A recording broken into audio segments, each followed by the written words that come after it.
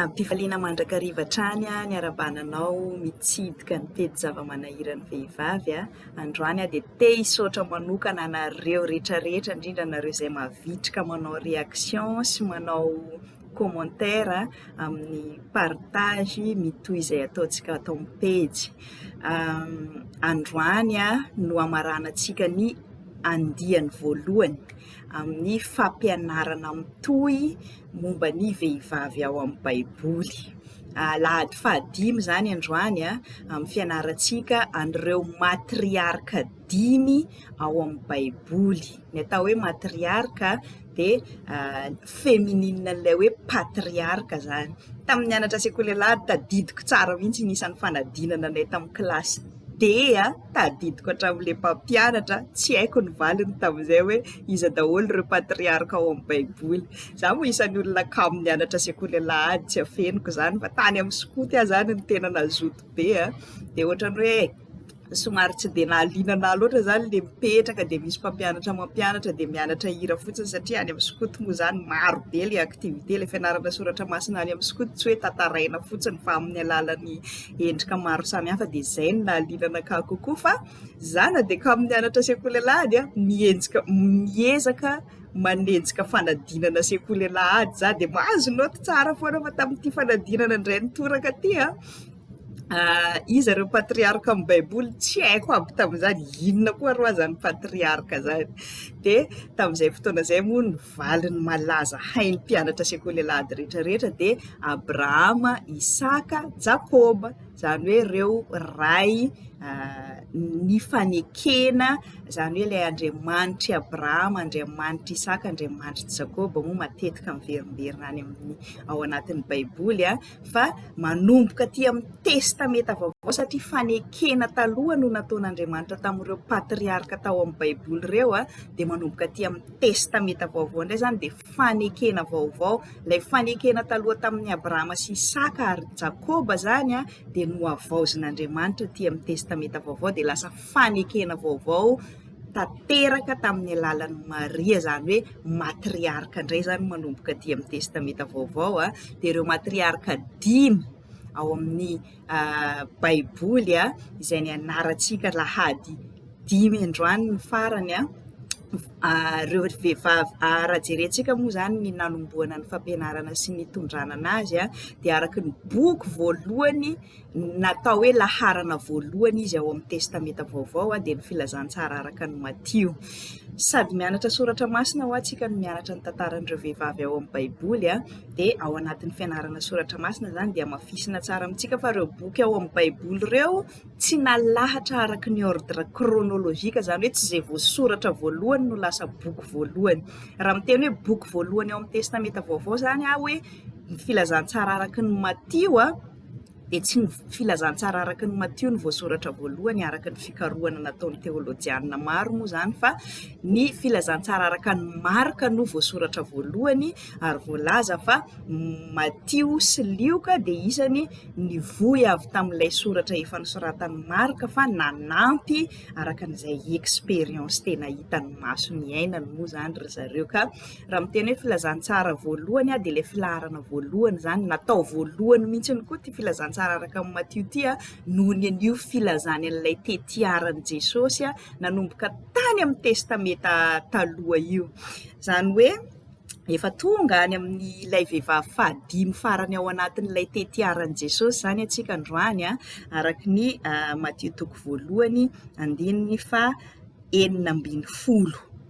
Ny 9:70 farany moa zany no tiako hanombohana anazy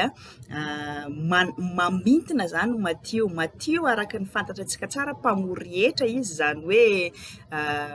mpiasan'ny impôt zany izy raha amin'ny vocabulaire antsika ankehitriny zany hoe olona maranitra tsara amin'ny resaka chiffre zany izy dia hitantsika tsara fa mampiasa an'io fahalalany matematika io izy ao anatin'ny filazantsara izay soratany. Dia Matio zany dia nanamarika tsara mihitsy hoe ao amin'ny toko voalohany 9:70 hoe ny taranaka nanomboka hatramin'ny Abrahama ka hatramin'ny Davida hozy izy dia taranaka 450.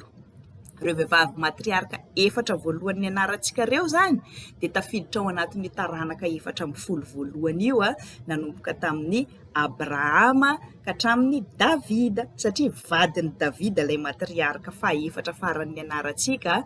dia ilay fahatelo nianarantsika Rota, bebeny Davida, dia talohan'ny Rota i Rahabajanga izay rafozan'ny Rota satria zanaky Rahabajanga i Boaza izay lasa vadin'ny Rota, ary ilay vehivavy nianarantsika voalohany no any amin'ny Genesis 7:30 any dia i Tamara ilay vinantony Joda ilay raika amin'ny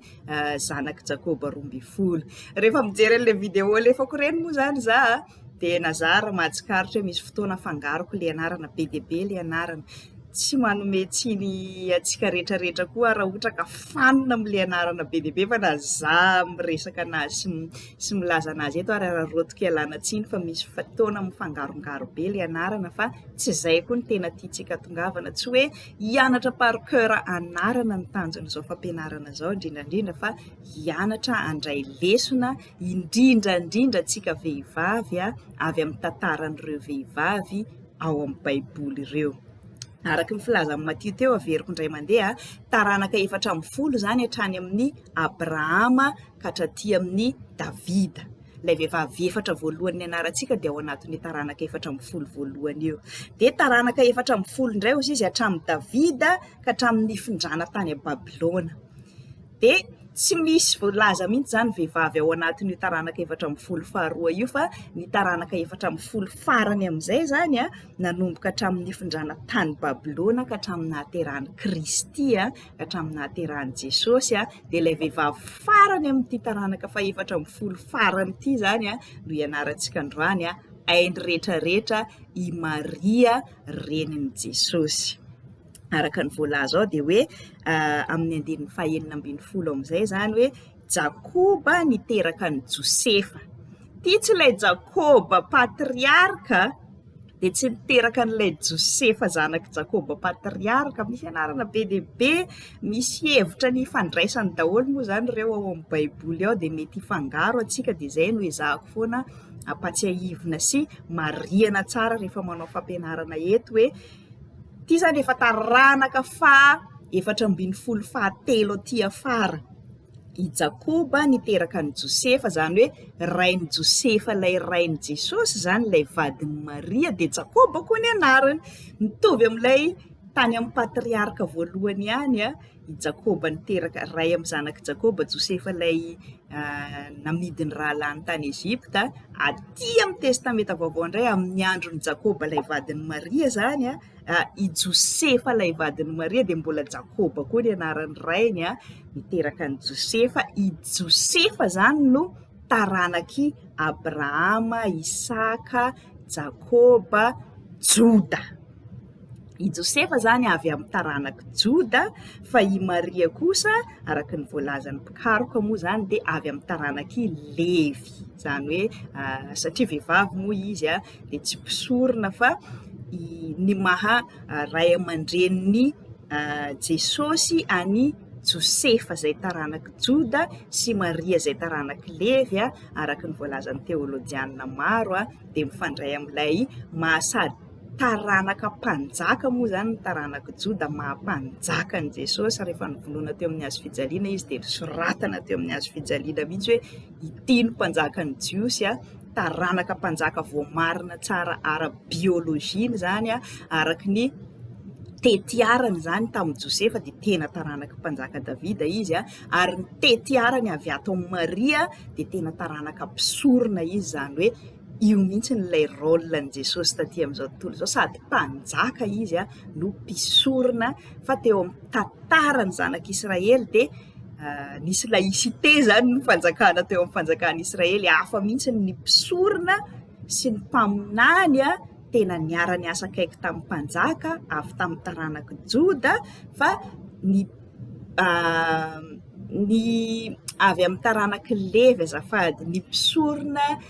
dia avy amin'ny taranaky Levy niara niasa kaiky tamin'ny mpanjaka avy amin'ny taranaky Davida. Zany hoe nisy mpanjaka daholo moa zany reo foko 12 ny Israely reo, fa ny taranaky Davida no nanaovan'Andriamanitra fanekena fa tsy ho tapitra ny fanjakany ary tsy tapitra mandrakandroany satria mpanjaka maharitra mandrakizay ilay Jesosy avy amin'ny taranaky Davida, taranaky Joda, taranaky Josefa lay vadin'ny Maria. Zay no fampianarana amin'ny ankapobeny ny amin'ity etiko mampiditra n'ilay fampianarana tiantsika tongavana androany, fa araka ny lazaiko teo moa hoe ilay matriarka 5 ny anarantsika, ilay Maria reniny Jesosy zany ny anarantsika androany, fa i Maria tsy afaka misaraka amin'ny Josefa. Zay mihitsy moa zany ny fitantaran'ilay tetiarana anazy ao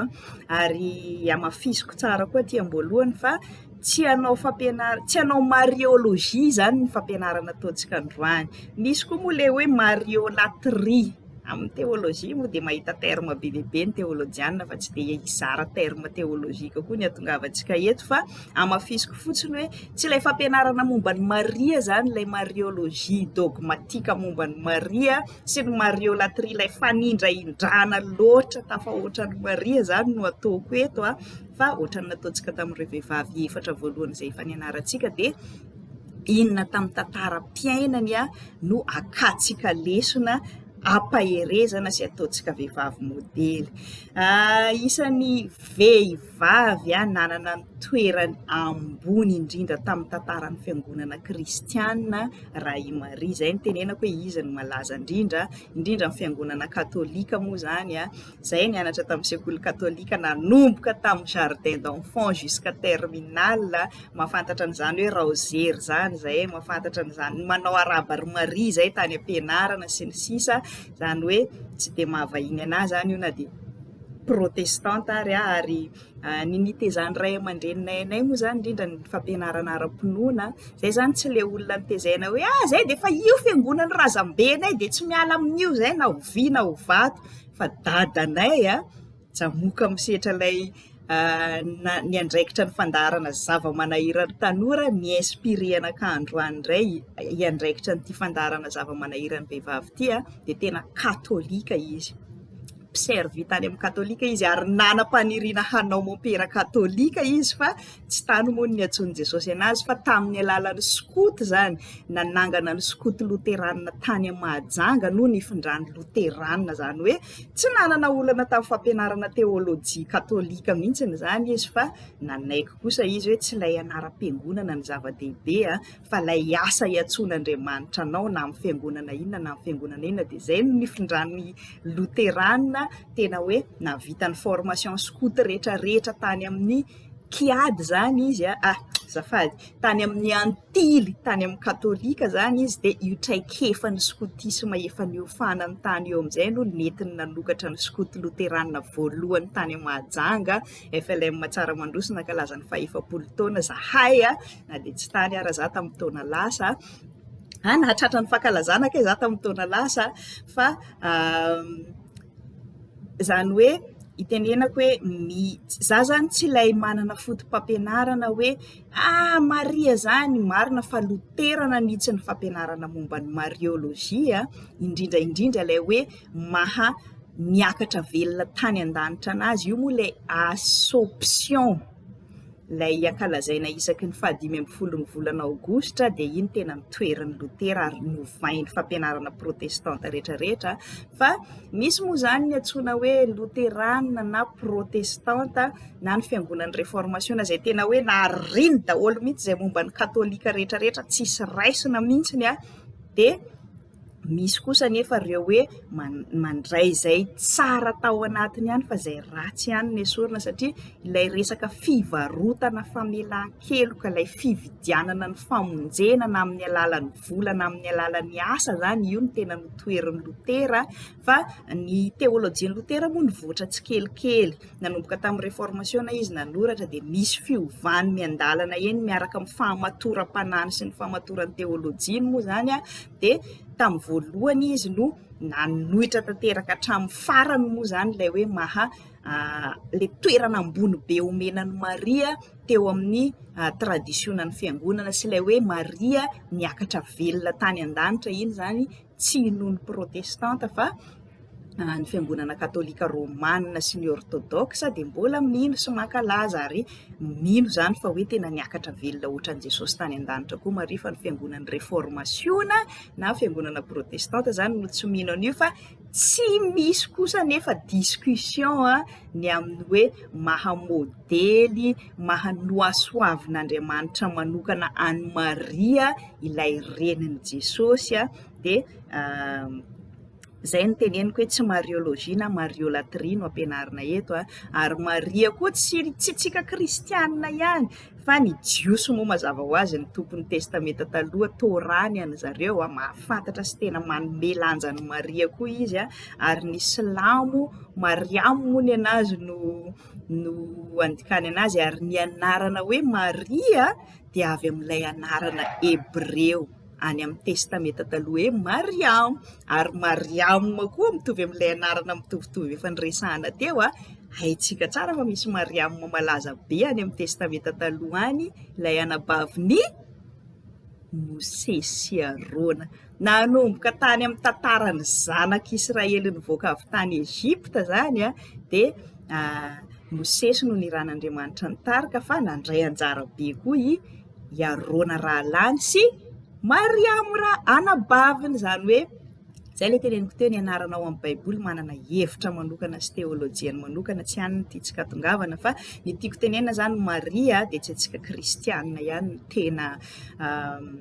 mianatra sy manome lanja ny finoany sy ny fandraisany anjara tamin'ny tantaram-pamonjena, fa na ny jiosy, ny silamo na dia tsy mitovy ara le anarana, na ny mormona moa zany isany hoe lazaina hoe kristianina izy nefa manana ny bokyny mormona koa dia miresaka momba ny Maria koa, zany hoe amin'ny fivavahana hafa rehetrarehetra zany dia voaresaka foana izy, dia zava-dehibe loatra ny anarantsika ka za tsy amerina an'ileo fampianarana be dia be sy fahasamihafana maro be amin'ny fahafantarana ny Maria ireo, fa andray lesona pratika fotsiny atsika amin'ny teboka vitsivitsy zay tena tiako hoe hotsindriana sy hozaraina amintsika amin'izao fampianarana izao. Araka ny lazaiko teo tsy afaka misaraka amin'ny Josefa i Maria,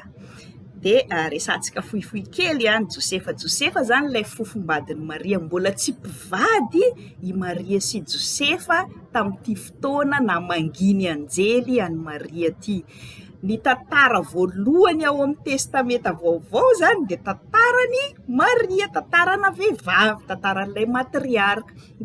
Ny voalohany any amin'ny testameta taloha moa zany dia ny namoronan'Andriamanitra n'izao tontolo izao ao amin'ny Genesisy dia ny fironona ny zavaboary rehetrarehetra aloha zay vao ny fironona i Adama, zay vao ny fironona i Eva. Fa aty amin'ny testameta vaovao rehefa voalaza ireo tetiaran Jesosy rehetrarehetra dia Maria, tantaran'ny Maria no voalaza voalohany zay vao voaresaka i Josefa. Fa na izany ara alefantsika mialoha amin'izao fampianarana izao no momba ny fohifohy kely momba ny Josefa, zay tsika vao iresaka amin'ny Maria. Mila haintsika ny contexte, zany hoe tsy ilay misipa ohatra ny fahazahoantsika tanora ankehitriny anazy zany Josefa sy Maria tamin'ity fotoana ity, fa tena hoe fofombady amin'ny fomba jiosy zany rehefa misy tanora hifanambady misy olona anankiroa hifanambady dia mifamofo alohana ny fomba ny gasy ary manao an'izany koa hoe fofombady, mifankafantatra tsara aloha izy roa, mifampijery toetra dia mifampijery ny finoana, mifandamina, fa mbola tsy miray trano mbola tsy miray ara-nofo. Zay no mbola mahavirjiny an'i Maria, zany hoe fomba legal zany ny mahafofombadin'i Josefa sy Maria, fa tsy ilay sipasipasitrika ray aman-dreny ohatran'ilay mahazatra antsika tanora. Dia ao anatin'io fotoana mahafofombady io zany dia azo atao ny misaraka. Dia fomba anankiroa ny ahafahana misaraka tamin'ny fomba jiosy, ary mbola misy amin'ny firenena tatsinanana maro mandraka androany io fomba io na misaraka mangingina. Io ilay voalaza amin'ny tantaran'i Maria sy Josefa hoe saika metraka anazy mangingina Josefa, azo atao zany ny misaraka moramora fotsiny hoe tsy miteny fotsiny amin'ilay ray aman-drenin'ilay vehivavy sy ny fiarahamonina hoe tsy hankavady anazy indray za, na raha ohatra ka tena hoe nanao erreur zany ilay vehivavy, zany hoe fantatra ao anatin'ilay fifamofona zany fa efa tsy virjiny intsony ilay vehivavy na efa niaraka tamin'olona hafa, ary indrindrandrindra raha bevoka ohatran'ny Maria dia azon'ilay fofombady atao tsara mihitsy zany ny mampiantso fitsaram-bahoaka. Tena misy firenena maro eran'izao tontolo izao legal ny fitsaram-bahoaka, fitoraham-bato vehivavy izay tratran'ny jangajanga na bevokan'olona hafa na bevoka lohan'ilay fanambadiana, zany hoe tsy virjiny. Nanana option roa zany Josefa, na hisaraka mangingina na ampiakatra amin'ny alalan'ny lalàna hoe hotoraham-bato Maria satria kay efa tsy virjiny intsony nefa mbola mifamofo zareo. Zany hoe hitantsika amin'izany zany fa Josefa dia tsy ilay lehilahy hoe andeha hanala barakan'i Maria zany izy, na dia tamin'io fotoana nahafantarany hoe bevoka Maria io mbola tsy namangy anazy ny anjely, mbola tsy nampafantary ny anjely zany izy hoe ny fanahy masina no nametraka ny zaza tao an-kibony, fa tsy nala barakan'i Maria Josefa saika ny kasa hoe ajanona fotsiny ilay fifamofona satria bevokan'olona hafa, tsy nandalo tamin'ny sain'i Josefa mihitsy zany, ary tsy lôjika amin'olona maro mandrakandroany hoe ny fanahy masina no nametraka an'ilay zaza tao an-kibon'i Maria. Dia na izany aza tsy nanana programa.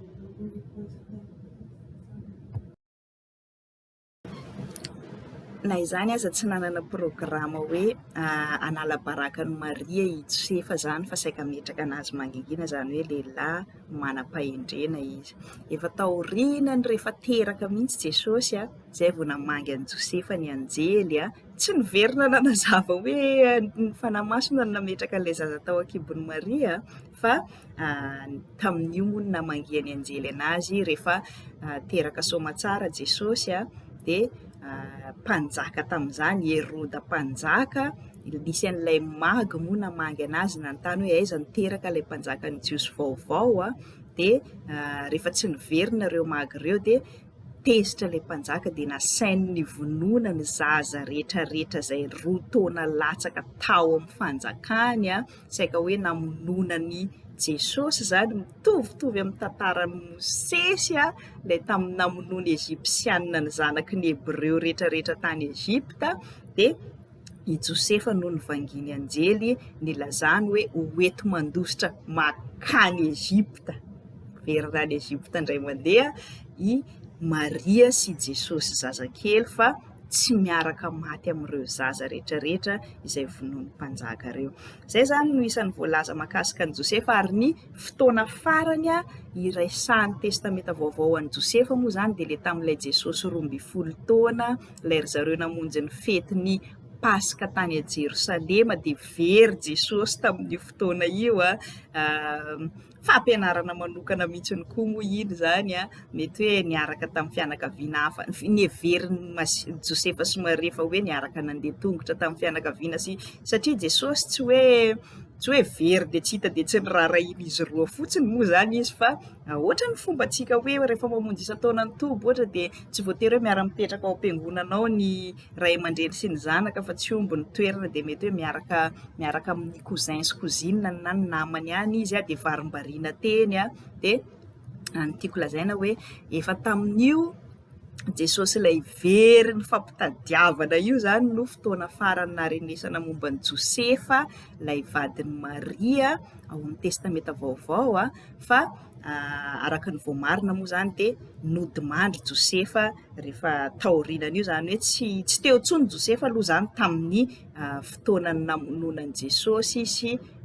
nanaovany ny asa misionany, dia tsy misy trasy momba an'i Josefa intsony, fa efa maty vady Maria zany nanomboka tamin'ny nanomboan'i Jesosy ny misionany, satria ny testameta vaovao moa dia misy an'io gapy be io ny boky kanonika ao amin'ny Baiboly, fa misy koa moa ilay atao hoe boky apôkrifa, sady mianatra soratra masina ho antsika. Ny baiboly zany a, ny baiboly kristianina de misy an'ilay atao hoe boky kanonika enina amby enimpolo a, ilay testameta taloha sy testameta vaovao a, de misy koa ny atao hoe boky apôkrifa, zany hoe mbola baiboly foana koa io fa apôkrifa ny anarany a, izay ampiasan'ny fiangonana katôlika.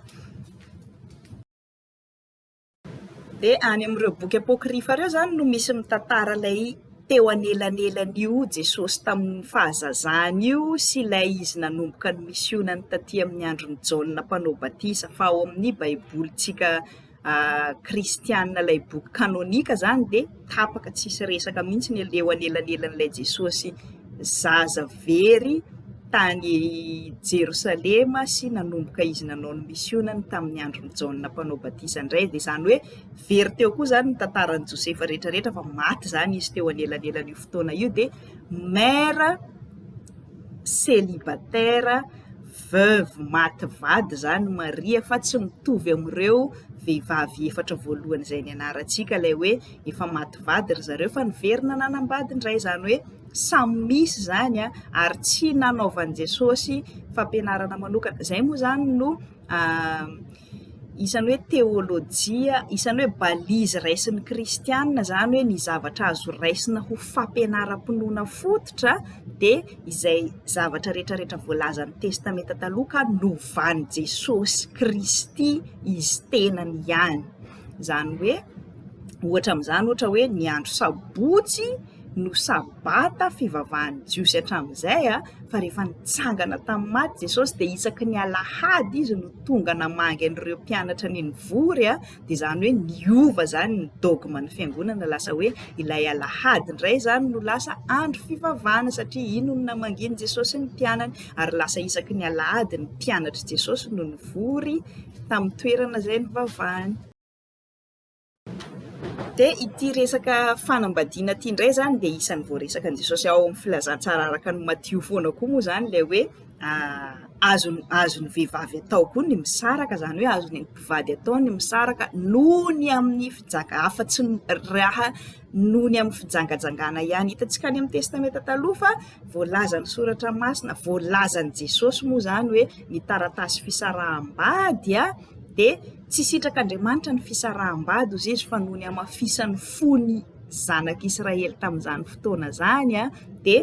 nasain'i Mosesy manao taratasy fisaoram-bady ny lehilahy, zany hoe ny lehilahy ihany no mahazo misara-bady a. Mazava ho azy moa tontolo patriarkaly izy io a, fa ny vehivavy tsy nahazo ny sara-bady, ary raha mitantara ny zon'olombelona sy ny zon'ny vehivavy ara, de efa taty afara rehefa niady ny zon'ny vehivavy zay vao afaka mangataka divorce koa ny vehivavy. Fa eo amin'ny tontolo patriarkaly, eo amin'ny tontolon'ny zanak'Israely, ary indrindra amin'ny toe-tsainantsika vehivavy malagasy zany a, de mandraka androany moa de betsaka ny tsy mikomprendre hoe maninona no za vehivavy no nangataka ny divorce anay, nangataka fisaraha-panambadiana, fa tsy any moa zany ny tiantsika tongavana, fa ny tiako lazaina eto de hoe tsy maty vady tahaka an'ireo vehivavy matriarka efatra zany Jesosy a, fa i Maria zafady a, Maria renin'i Jesosy a, fa rehefa maty Josefa vadiny a, de nipetraka tsy nanambady izy a, araka ny voalazan'ny soratra masina moa rehefa maty vady ianao de afaka manambady indray mandeha, zany hoe tsy voafatotra ny fanambadiana intsony ozy Jesosy, isan'ny fampianarana kristianina zany, de afaka miverina manambady. Fa Maria kosa de nisafidy manokana, tsy io lay atao modely. Io moa zany no isan'ny zavatra lasa eritreretintsika hoe zay no norme indrindra ho an'ny vehivavy malagasy rehefa hoe maty vady de efa zay fa tsy hanambady intsony. Misy moa zany tena niaritra ny tsy zaka tao anatin'ilay tokantrano de tofoka tsy te hanambady intsony izy amin'ny fahaterany a. Misy koa moa tena mahita fifaliana sy fahasambarana amin'ny filalaovana zafy, isan'ny Za moa mbola tsy manan-jafy zany fa araka ny lazainy zay manan-jafy rehetrarehetra de tena hoe isan'ny tsodrano omenan'ny olona mihitsy ny ary mba hisomain-jafy ho lalaoviny zafy kely anie ianao zany hoe zavatra tsara le milalao zafy kely de misy ny tsy manapa-kevitra tsy manambady tsony rehefa mativady ohatran'ny Maria fa tsy norme zany io tsy dogme le hoe rehefa mativady de tsy manambady tsony fa miankina amin'ny tsirairay fa Maria manokana de nisafidy tsy nanambady tsony izy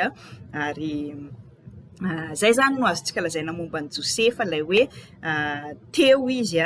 nanomboka talohan'i Jesosy teraka nafantatra mialoha izy fa mbola virgine ilay fofombadiny nefa nitoe-jaza ary ity ny zavatra tsy voalaza nefa tena zava-dehibe mahakasika ny Josefa. Ny lalàna teo amin'ny Jiosy raha mbola tsy mpivady na olona tsy mpivady no miray ara-nofo de miaraka toraham-bato izy roa. Zany hoe samy niditra risika zany eto Josefa sy Maria satria mbola tsy mpivady ry zareo no bevoka Maria ary ny fiarahamonina mazava ho azy tsy mahalala mihitsy hoe ny fanahy masina nametraka an'io zaza io zany de niditra risika fitoraham-bato izy roa tamin'ity satria azon'ny fiarahamonina natao tsara mihitsy ny mitora-bato anazy roa niaraka ny vonoina tamin'ny fitsaram-bahoaka araka ny lalàna Jiosy tamin'izany fa nandray an'izay risika zay koa Josefa zany niaraka tamin'ny Maria hoe tsy nametraka anazy mangingina izy nisahirana izy tamin'ny fotoana haterahan'i Jesosy araka ny filazantsara araka ny Matteo ihany araka ny entaniko eto foana manasa anao foana amaky an'ilay perikopan'ilay fampianarana rehefa vita ilay fampianarana ataontsika eto ao amin'ny Matteo toko voalohany ao amin'ilay tantarany nahaterahan'i Jesosy de tena sahirana Josefa nitady aiza ny trano iterana nandondona eto sy arô Maria efa marary mihetsy-jaza zany hoe nandray anjara be tamin'ny tantaran'ny fahatongavan'ny Mesia Josefa ary niditra risika ny ainy mihitsy koa izy na de tsy voalaza amin'ny antsipiriany moa zany ny momba anazy tamin'ny fotoana nahavery an'i Jesosy 3 andro fahaverezana io satria raha ny lôjika rahantsika tsara de efa nandeha tongotra 2 andro aloha izy ireo tamin'ilay avy any Jerosalema efa hariva ny andro vao hita hoe kay Jesosy tsy niaraka taminazy zareo tsy maintsy natory-tsaingy aloha zany zareo fa tsy afaka nandeha tamin'ny alina zay vao niverina nandeha tongotra 2 andro indray 2 andro zany zay nitady an'i Jesosy zany hoe teo Josefa tena nandray anjara tamin'ny fitezana sy ny fikarakarana an'i Jesosy sahirana mbola nitady eto sy eroa koa rehefa tonga tany Jerosalema andro fahatelo Jesosy zay vao hita tao amin'ny tempolo ilay nampianatra mitovitovy amin'ilay 3 andro ny Jona tao anaty kibon'ilay trozona any amin'ny testamenta taloha ary indrindrandrindra ilay Jesosy rehefa maty nitsangana tamin'ny maty afaka 3 andro zany hoe mampiditra hevitra teolojika ihany ao anatin'ilay tantara fa ny tena tsindriana de Josefa de nandray anjara be koa tahaka ny Maria teo amin'ny tantaran'ny famonjena fa rehefa nanomboka taty amin'ilay nanao ny asa misony any amin'izay moa Jesosy zany amin'ny maha Mesia anazy nanomboka tamin'ny nanaovany Jaona mpanao batisa anazy ilay nanaovan'Andriamanitra déclaration officielle hoe ity ny zanako malalako izay sitrako de efa tsy teo tsony Josefa fa efa nodimandry izy efa tsy nanambady tsony zany Maria. Idirantsika amin'izay ara Maria fa lava be. Maria indray zany araka ny filazan'ny mpikaroka teolojika maro amin'ny fomba jiosy moa amin'ny fomba tatsinanana ary amin'ny fomba mbola mety misy hatramin'izao mbola tsy misy an'izany hoe resaka zo ny vehivavy hoe 70 taona vao tokony hanambady zany mila manao sonia ny ray aman-dreniny zaza tsy ampy taona rehefa hanao soratra sy fanambadiana amin'izao andro iainantsika zao fa tamin'ity fotoana ity zany de teo amin'ny misy milaza raha teo amin'ny 12 ka hatramin'ny 15 taona teo angamba Maria ilay fofombadin'i Josefa fomba normal tamin'izany fotoana zany moa zany izy ity ny azo antoka zany de mbola tsy ampy taona araka n'ilay tsy ampy taona antsika kehitriny Maria tamin'ity fotoana ity tena mbola zaza vavy kely izy no fofombadin'i Josefa ary na izany ara tsy hoe tsy ampy taona Maria de nararoty ny fanahy masina de toriana ny fanahy masina fa niaraka tamin'ny zaza tsy ampy taona fa miseho tsara amin'ny tantaran'i Maria fa matotra tsara ara-pinoana Maria na de mbola zatovovavy kely tsy ampy taona ara satria rehefa tonga ny anjely nitsidika anazy hainy tsara reo zava-misy ara-piarahamonina reo na dia zaza izy hoe mandray riska hotoràm-bato zany izy bevoka tsy manambady ary mety saraka aminy ilay fiancé n'ilay fofombadiny raha manaiky an'ity asa misionana nirahan'Andriamanitra anazy ity izy fa tsy tady ny fanontaniana. Tsy ny se-soucieny momba n'izany hoaviny sy ny tenany zany izy fa ny fanontaniana voalohany tonga tao an-tsainy dia hoe ahoana ny hatateraka an'izany fa zany mbola vierge. Zany hoe hainy Maria tsara zany ny fomba fipetrahany zaza ao anatin'ny kibona dia mbola zaza tanora raha izy tamin'ity fotoana ity ary zay no tsy takatra ny saina ary zay ny fanontaniana mipetraka maro mandrak'androany lôjika be zany ilay fanontaniana tahaka ny nanontaniany Maria fa miseho avy hatrany ao anatin'izany zany fa i Maria dia matoky ny mirakla ataon'Andriamanitra izy nefa manan-tsaina tsara koa izy mahalala hoe ahoana ny fomba hatateraka an'izany fanahy-masina dia namaly moa ny anjely zany hoe ny fanahy masina no ametraka ny zaza ao anaty kibona ao dia nino izy dia faly izy tsy natahotra izy hoe ataony fiarahamonina ahoana amin'izay ara zany za ataony Josefa fofombadoka ahoana tsy reo mihitsy ny fanontaniana nitikitika anazy fa ilay hahatateraka ny famonjena zany hoe vonina Maria na dia mbola tanora zazavavy aza hiditra riska handray anjara amin'ny tantaram-pamonjena ary nametra-panontaniana fa tsy hoe eny dia eto zany dia tanterao eo zany dia ataovy eo fa za miandry eto fotsiny fa tena liana izy nanontany izy dia nahazo valiny izy hoe tsy mora ny fandraisan'ny vehivavy anjara amin'ny tantara-pamonjena satria tsy natao handray anjara amin'izany eritreretin'ny fiarahamonina fa tsy mpandray anjara amin'izany ny vehivavy fa ny lehilahy ihany fa tena naseho ny tantarany Josefa sy Maria fa tsy afaka nandray anjara tsony mihitsy Josefa rehefa nanomboka ny asa misionany Jesosy fa efa nodimandry izy fa i Maria ilay reniny Jesosy no tena isany hoe mpandray anjara clé. Mbola tsy nifidy an'ireo apôstôly 12 Jesosy dia efa teo Maria. Maria zany no isan'ny source primaire inona fa nakany reto mpanoratra ny filazantsara reto an'izany tantara rehetrarehetra zany satria io moa matetika resahana foana hoe mpianatra ny Jesosy tsisy vehivavy, apôstôly lehilahy daholo. Marina zany fa tsy midika zany hoe tsy nandray anjara mihitsy ny vehivavy. Nandray anjara talohan'ireo apôstôly ireo ny vehivavy zany hoe Maria no nandray anjara voalohany, ny olombelona nandray anjara voalohany tamin'ny tantara-pamonjena ary vehivavy zazavavy tanora mbola virjiny no nofidian'Andriamanitra. Mbola tsy teraka akory zany Jesosy dia efa niara-niasa tamin'ny Maria Andriamanitra nametraka anazy tao an-kibony ary niaraka tamin'ny mpianatra koa Maria hitantsika zany tamin'ilay tantarany niaraka namonjy an'ilay fampakaram-bady ry zareo tamin'ilay nanovany Jesosy ny rano divay dia teo Maria niaraka tamin'ny mpianatra teo izy no naniraka ny olona hoe ary niteny tamin'i Jesosy hoe andana ampio reto olona reto fa lany ny divay. Zany hoe teo Maria niaraka nanao ny asa misiona teny izy na dia tsy apôstôly ofisiel ary hatrany amin'ny nanomboana an Jesosy tany amin'ny hazo fijaliana betsaka ireo mpianatra nandositra araka ny voalazan'ny soratra masina dia Jaona rery ihany no nanatrika hatramin'ny farany teo nahatonga an'ilay Jesosy niteny tamin'ny Jaona hoe raha io ny reninao ary niteny tamin'ny Maria raha vehivavy indro ny zanakao Jaona sy Maria rery ihany niditra riska nanatrika hatramin'ny farany namononan Jesosy teo amin'ny hazo fijaliana fa mpianatra rehetrarehetra mazava ho azy moa zany en risque ny fiainany mety voatonontonona ho tokony nombona tamin'ny hazo fijaliana koa izy raha fantatra satria izay ny fomba romanina tamin'izany tena ampiororona zay rehetrarehetra manakaikikaiky sy miaramiaraka aminazy eo mety possible miaraka nororona daholo. Voalaza fa teo Petera talohan'ny naneno ny akoho sy ny tariny mbola nanatrika ny fitsarana sy ny tariny teny fa rehefa tena amin'ny hazo fijaliana reto apôstôly reto nandositra niaro miainy daholo sasany angamba natahotra Jodasy efa nandeha namono tena sy ny tariny fa Maria niatrika hatramin'ny farany ary indrindra rehefa tonga ilay andro nitsanganan Jesosy tamin'ny maty dia isan'ireo vehivavy voalohany nakany am-pasana nahita ny fitsanganan Jesosy tamin'ny maty koa Maria, zany hoe tena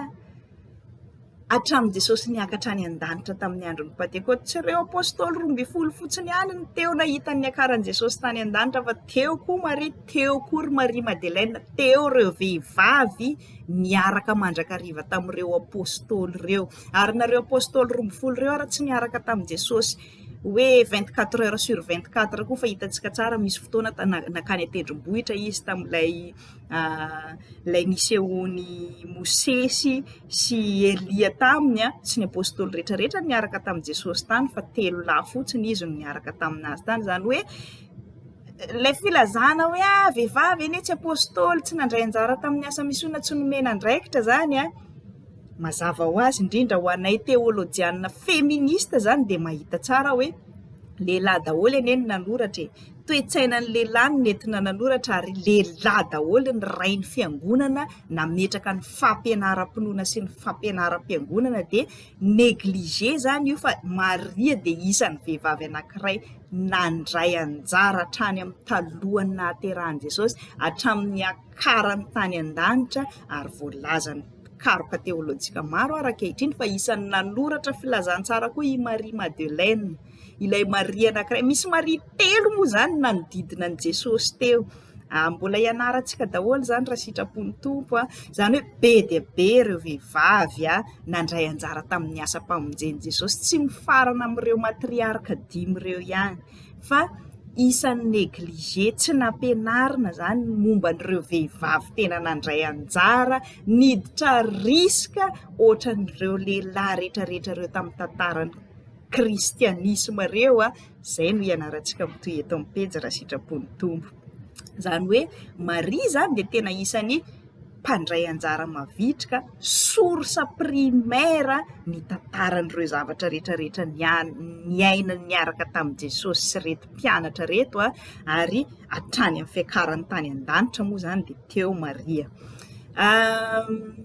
Be dia be ny lesona azo tsoahana sy fampianarana azontsika raisina ao anatin'izany rehetrarehetra zany, fa ezahako fitinina amina hafatra 3 zany ny fampianarana pratika azontsika vehivavy raisina amin'ny tantaran'i Maria. Voalohany tsy natahotra ny rafim-piarahamonina sy ny sazy ara-piarahamonina izay niandry azy tamin'izany fotoana zany Maria, rehefa nino sy nanaiky ny handray anjara amin'ny tantarany famonjen'Andriamanitra n'izao tontolo izao. Natsoan'Andriamanitra izy ary nanaiky izy dia nandray anjara, tsy natahotra n'izay olombelona sy ny rafitra izay mety hamono anazy, fa nandeha tamin'ny finoana, tena finoana sy fanetretena moa mazava ho azy. Zay ny fampianarana antsika vehivavy foana hoe manaiky ohatra amin'ny Maria, tsy manaiky amin'ny fahajambana fotsiny eny Maria, fa araky ny henontsika teo, tena nametra-panontaniana izy, natahotra izy fa tsy hoe dia tena tsisy fo koa izy dia andeha nolotra ny ainy fotsiny, fa natahotra izy ary nanontany izy ary nahazo valiny izy dia nandeha tamin'ny finoana. Ny faharoa, tena isan'ny tsy nanao ambany zavatra ny fiainany manokana koa Maria. Tsy voaresaka ny soratra masina moa zany, fa hita ny mpikaroka teolojika maro fa tsy Jesosy rery ny zanaky Maria. Misy moa ny mieritreritra hoe ilay Maria Virjiny anie ka dia niteraka an'i Jesosy foana ny diany teto ambonin'ity tany ity, dia tsy nanambady tsony izy dia nijanona Virjiny mandrapahafaty. Voalaza voapirofo fa nanana rahalahy farafahakeliny 3 Jesosy, ary nanana anabavy 2 farafahakeliny, zany hoe niteraka koa Maria, tsy hoe niteraka an'i Jesosy fotsiny izy dia zay dia renin'Andriamanitra, dia nikarakaran'i Jesosy foana ny nataony asa, dia nanadiny tanteraka ny momba ny tenany sy ny ankohonany, dia tsy ny raharahan'i Josefa tsony. Nandray anjara feno tamin'ny asa mpamonjena Maria, fa nikarakara ny fiainany koa izy. mbola niteraka hafa akoatran'i Jesosy izy, niaraka nitezainy sy nikarakarainy reto zanany hafa reto, niaraka nitezainy tamin'i Jesosy tao, niaraka nitezainy tamin'i Josefa, ary rehefa maty Josefa dia izy rery no nitaizany reto zanaka enina farafahakeliny reto, zany hoe itsika vehivavy rehefa antsoin'Andriamanitra indray anjara amin'ny asa-pamonjena, tsy hoe avela tanteraka any ny momba antsika manontolo dia tsy karakaraintsika tsony ny tenantsika, tsy karakaraintsika tsony ny tokantranontsika, tsy karakaraintsika tsony ireo zanakatsika hafa akoatran'i Jesosy, ohatran'ny Maria ty ohatra, fa sady mandray anjara amin'ny asa-pamonjena izy no nanohy ny fiainany andavanandro, maha vehivavy, maha reny, maha vady, nefa sady nandray anjara feno tamin'ny asan'i Jesosy koa izy, ary ny farany dia nijoro vavolombelona hatramin'ny farany Maria, tsy niala Maria hatramin'ny teo amin'ny hazo fijaliana sy nitsanganan Jesosy tamin'ny maty, teo Maria ary napita an'izay voarainy Maria. Azo antoka fa source primaire nazahoany reto mpanoratra ny testameta vaovao reto ny tantara rehetra tamin'izany namanginy anjely, tamin'izany hoe ry zareo sahirana nitady toerana hiterahana. Maria ihany no afaka ny tantara izany, mety afaka ny tantara koa Josefa tamin'ny andron'izy mbola teo, fa rehefa tsy teo intsony Josefa dia Maria ihany no afaka ny tantara izany naniraka ny Jesosy namadika ny rano ho divay, satria tsy teo, tsy voatery nahita teo daholo ny mpianatra. Zany hoe ny fandraisantsika vehivavy anjara amin'ny asa-pamonjena tompoko dia tsy midika hoe avelao ny mombanao manontolo, aza manambady, aza miteraka. Tamin'izany moa ny teny tamin'ny tao atokantranonay tamin'izany fotoana izany hoe zaho resy lahatra fa antsoin'Andriamanitra hianatra teolojia. Any aminay any amin'ny synodam-paritany Boeny Mahajanga any moa maro ny vehivavy teolojiana manambady, fa ny ankamaroany koa dia tsy manambady, dia ozy ny sosia mamanay, anao zany dia tsy hanambady koa ohatran'ireo teolojiana ireo, dia ozy hoe tsy izay mihitsy le mahavehivavy manao asan'Andriamanitra. Ary nazaha tena koa ary tamin'ny voalohany nieritreritra hoe tena vitaiko aloha hatramin'ny doctorat en théologieko zay za vao eritreritra n'izany hanambady sy hiteraka zany, raha vonona amin'izany fotoana zany, fa tena isaorako an'Andriamanitra moa zany fa tao anatin'ny savorivorim-piainana tsy nampoizina dia afaka sady nanambady sy niteraka ihany za, sady manohy ny fianarako teolojia, ary mandraka androany dia miaraka amin'ny zanako mianatra teolojia. Tsy hoe rehefa anao ny asan'Andriamanitra antsika vehivavy dia avela daholo ny momba antsika manontolo, dia tsy karakaraina io tena io, tsy karakaraina ny ankohonana, tsy karakarana tsony ny saina, tsy mianatra tsony, tsy mitady vola, tsy miasa. Non, Maria dia sady nanao ny asan'Andriamanitra feno, nijoro sy niditra risika tamin'izany no niteraka soamatsara koa, misy 5 farafahakeliny rahaitapo amin'i Jesosy, reny mpianakaviana izy, renin'i Jesosy izy, nandray anjara tamin'ny asa misionan Jesosy izy, niaraka tamin'ny mpianatra izy, sady niaraka tamin'ny ankonana izy, ary indrindrandrindra nijoro vavolombelona tamin'ny zavatra hitany sy niainany izy. Zay zany raha fitiniko ny lesona tokony ianarantsika vehivavy amin'izao fotoana izao hoe ka tsy afaka makaiza fa efa mitaiza ozy ny fomba fiteny malagasy zay, afaka manao ny asan'i Jesosy tsika tompoko na dia efa mitaiza aza. Antsoin'Andriamanitra ianao izay mihaino sy manaraka an'izao fandaharana izao ka mahatsapa hoe antsoin'Andriamanitra amin'ity asa-pamonjena ity, nefa ataoko aiza reto zanako sy ny ankohonako reto. Andriamanitra no miantso, Andriamanitra no mifidy, Andriamanitra no manefa ny fiantsoany. Ny anjarantsika dia manaiky tahaka ny Maria, Andriamanitra no ekena, Andriamanitra no idirana risika, tsy nohony amin'ny Josefa mihitsiny, tsy nohony amin'ny vadiny na nohony amin'ny zanany no nanetreny tena sy nidirany risika sy nanaova ny asa tamin'ny finoana, fa no Andriamanitra niantso, ary tsy nanay ny amin'izay hoaniny sy ny hotafiny sy ny zanany sy ny ankohonany izy, fa nandeha tamin'ny finoana. Izany koa no andrasan'i Jesosy aminao, araka ny anarantsika tamin'ny tantaran'ireo vehivavy matriarka 5 ireo, dia tsy rehefa natsoin'Andriamanitra ny vehivavy dia nahafoy ny zavatra rehetra,